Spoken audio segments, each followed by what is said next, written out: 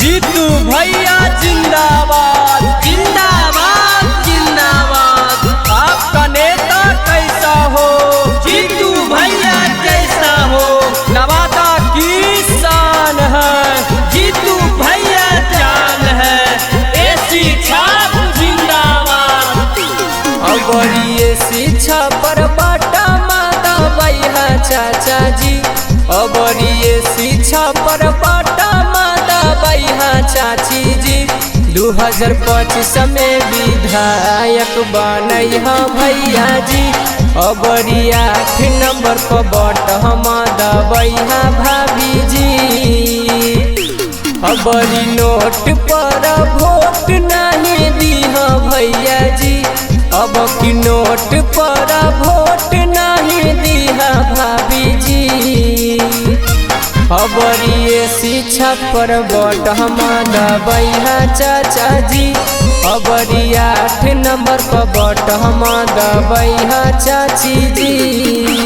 जीतू भैया जिंदाबाद जिंदाबाद जिंदाबाद। आपका नेता कैसा हो जीतू भैया कैसा हो, नवादा की शान है जीतू भैया जान है। ऐसी छाप जिंदाबाद।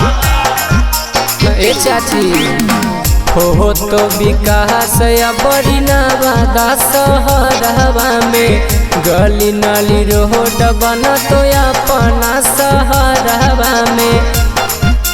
सुना चाची घड़ी घड़ी आई थून दिन रात समस्या में, दुख और सुखवा में आई थून नगरिया में। केहू के झांसा में आई है ना भैया भाभी जी, अब की झांसा में आई है ना चाचा चाची जी। अबरी शिक्षा पर वोट हम दबैया चाचा जी, अबरी 8 नंबर पर वोट हम दबैया चाची जी। जीतू भैया जिंदाबाद जिंदाबाद जिंदाबाद। आपका नेता कैसा हो जीतू भैया कैसा हो, नवादा की शान है जीतू भैया जान है। ऐसी छाप जिंदाबाद।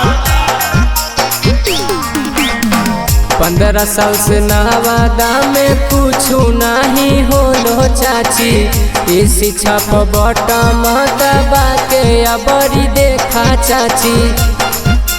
ए चाचा सुनो ना, 15 साल से नवादा में कुछ नहीं होलो चाचा, 8 नंबर बटा दबा के अबरी देखा चाचा।